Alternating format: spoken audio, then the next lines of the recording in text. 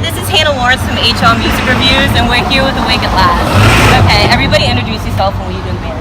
How you guys doing? My name is Vincent. I'm the singer of the band. I'm Finney. I play drums. I'm Tyler. I play bass. I'm Eric. I play guitar. I'm Imran. I also play guitar. Okay, when did the band form? 2011. Really? Yeah, me and Eric started the band in 2011. We didn't have this current lineup at that time. We had a couple of other people, and we hit the road. Then we had some creative differences and some other differences, and then we decided to bring on Tyler, who came in 2012, right? Sure. Yeah, somewhere around 2012 for the Mansion of Memories EP. And then we had a drummer for a while, Brian, and then you joined in 2014? 15? Yeah. Okay, so we toured for a little while, and then Finney came in on the 15, and then right before Finney, you joined in, because they wanted me to stop playing guitar and start singing for the band. So you guys all been together for a while then? Yeah, for sure. Yeah, the band itself has been around. Okay. How can you describe your genre of music? I like to call it spooky metal pop, but not everybody agrees with that. Parts more spooky. Basically. Small emo. No, I like to tell people that if My Chemical Romance, Muse, and Tim Burton had a kid, it would sound like us. Oh, okay. What got you interested in playing music?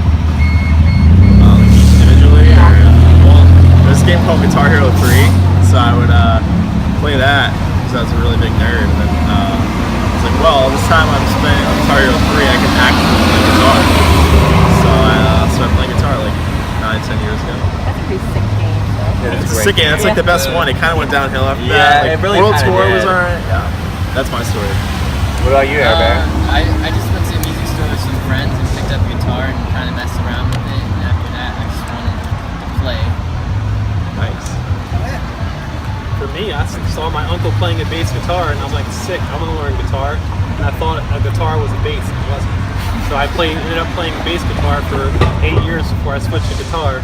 And then they needed the bassist for this band, so I ended up back on bass anyways. Yeah. My dad used to play drums. And he had a kit. Yeah. Used to listen to Rush all the time. So when I was 9, I was like, Dad, you gotta bring the drum set down from the attic. He did. So been playing drums ever since.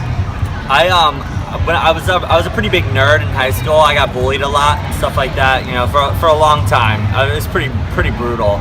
And then I wasn't actually accepted by anybody in high school until Eric and I played our talent show for the high school, and we won.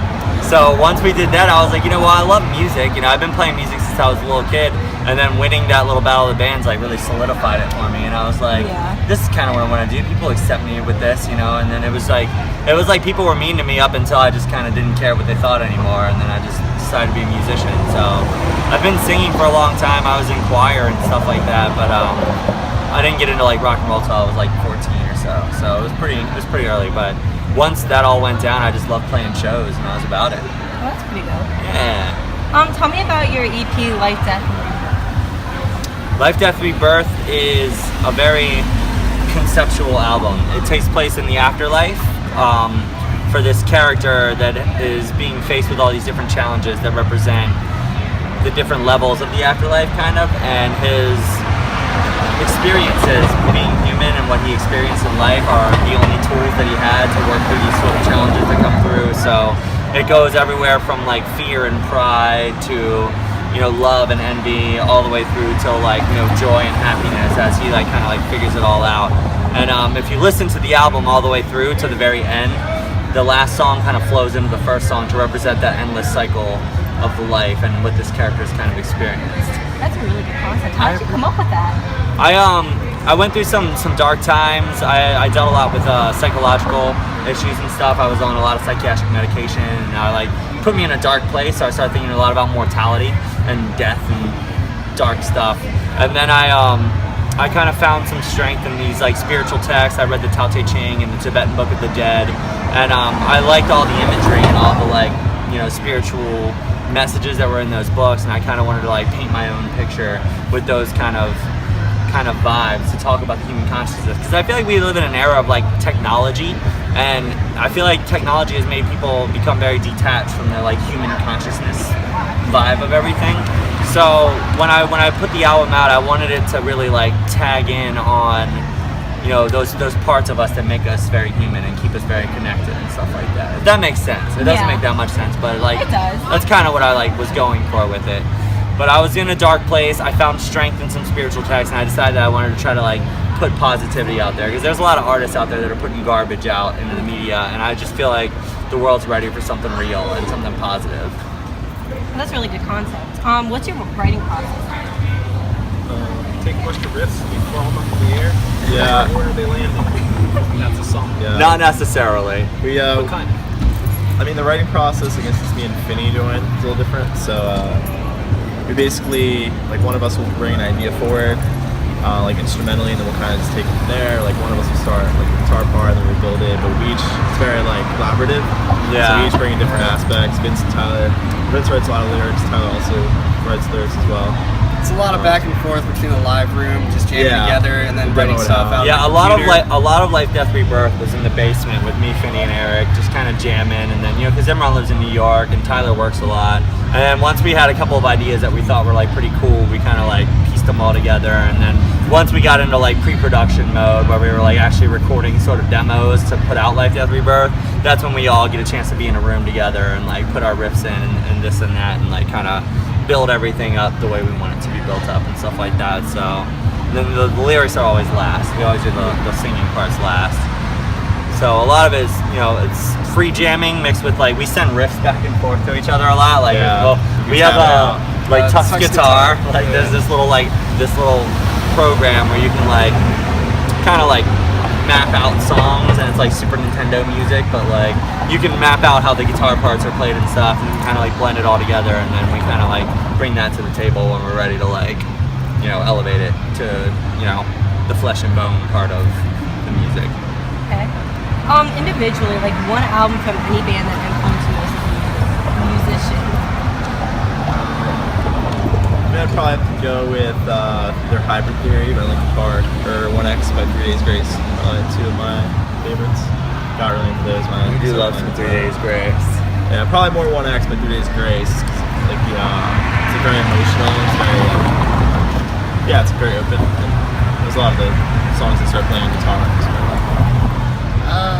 I'd say Nine Lives by Aerosmith is what first kind of got me into the whole rock and roll vibe that we go for. And then albums like The Used, like stuff that they've done. And Love and Death by The Used is a really good album. Yeah. For me, I started playing music to Skillet and Evanescence. Whispers in the dark. Wake me up inside. I say Green Day's American Idiot was probably, Oh yeah, that's my Finney's turning point. Bible. or like My Chem, both Three Cheers, and The Black Parade. Oh, yeah. were both huge. I agree with a lot of my band members on that. One of the biggest albums that I think I've always loved, or at least that kind of gave me the idea of doing concepts, is pretty much, I really loved Sing the Sorrow by AFI. That was one of my favorites. You know, that was a concept record, and I thought it was cool how it kind of told the story once you learned what the story was. But I'm also kind of a big Coheed fan, so Good Apollo on Falling Star 4 is a really awesome concept album that I got into, and of course, In Keeping Secrets of Silent Earth 3 by Coheed. So a lot of like my conceptual kind of like fictional storytelling vibe comes from those guys for the most part. But at the same time, with Eric on The Used, you know, My Chemical Romance and The Used were like the bands I listened to when I was like 16. And my first concert was the Taste of Chaos tour, which was The Used and My Chemical Romance and Killswitch Engage, Under Oath, you know. So I think that's why I've always kind of been drawn to sort of like the scene of things. So I would say those are definitely some of my favorites. Okay, those are all really good albums. Okay, so this is the first date of the tour. How excited are you guys? What are you most excited for? Most excited for some hot dogs. Yeah, I did really I good. didn't eat last time. Really? I didn't either. Yeah, and Susie's hot dogs are the truth. I mean, this is a really cool like tour kickoff. We love our Ohio fans and their friends here. Yeah, Ohio's been great to us. Yeah. Considering that we're all the way from Delaware, I mean, we're like almost 7 hours away, and we've got a lot of people out here that are like really supportive, and I'm really excited to play and showcase for them. What I love most about tour is just being out there and kind of doing it. It puts you in a different mindset. You know, when you're at home, you get a little comfortable sometimes, and I think it's easy to kind of get lost in that. So like, I love being out and I love doing it because, you know, it makes you feel like you have more of a purpose than working your 9 to 5 or whatever. You know, we all work some side jobs. You know what I mean? So it's like I always love being on the road just because you even embrace the kind of suck of it all. You know, like eating SpaghettiOs out of a can. I don't know. You sort of just get. It's like camping with your best friends. You know. We've upgraded. Yeah. Well, we do got. We cook meals. Yeah, we have a cooking stove. Yeah. Shout out to Chipotle for keeping us fed. But I think just playing shows in general is just like that's why we do it. You know. So like always being able to know that you got a show every day for the next 2 weeks is like always a great feeling because you got something to look forward to every day. You know, you don't get caught up in any of your like mental setbacks or obstacles. You know, it's always like we're doing this, we have a purpose, and I think that's my favorite part of touring. Okay, and this is a question I've always wondered: how do you like protect your voice before? I really don't. I'm not a really good one to ask about that. A lot of people say it's hard to explain. I do warm up every day before we play. I always try to keep it warmed up. I drink a lot of water. Your body's your instrument, so you got to keep it hydrated always. I don't put forth an extreme effort to take care of my voice. I usually just kind of like, I don't know. I'm not to sound like, I don't know, stuck up or anything, but like we're not that professional to where we do like we should. Yeah, I mean, my warm up is the first note I sing when I'm on stage. Yeah. Oh, okay. Yeah, well, I mean, I try to do like usually the band that plays before us, like even if I'm in the crowd or if it's nice and loud, I'll do some like runs or I'll do something like that just to get myself in the mindset for it. But I don't actually take any like serious precautions for my voice, unfortunately, which I probably should take more, but I don't know. It hasn't affected me yet, so I guess I just kind of. I don't know. I just let the energy. I let the energy of the people kind of like help to fuel me. You know what I mean? Like when the crowd is energetic, I can kind of like feed off of that and just kind of. I don't know. It kind of helps. It gives me strength. I mean, it does get tired every once in a while, but when it does, that's when I just go on vocal rest. I just won't talk for a little while. They love it because then I'm not talking as much as I usually do, which is all the time. Yeah. Really? So no, I do talk a lot, but I try to drink tea. I try to drink water. I try to take decent care of myself. When you are a singer, your body's your instrument. Like new music coming out, or? Yeah. Well, I mean, we started writing music towards like an album, but it's still kind of like earlier on where we're throwing out some concepts. We're in talks for what we want to do for our full length record. It's kind of we put out a lot of EPs.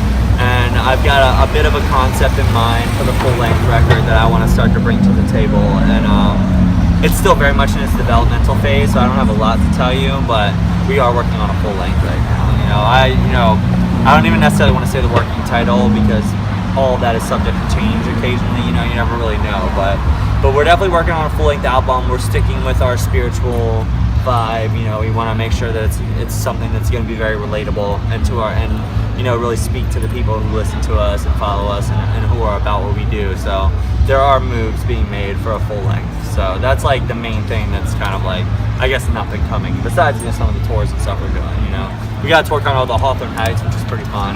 Okay.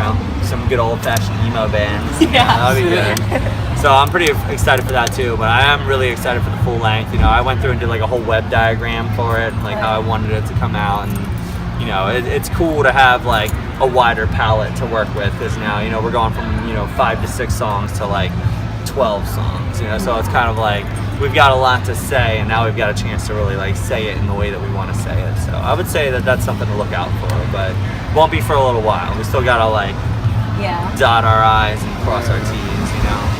Okay, well I can't wait to hear it.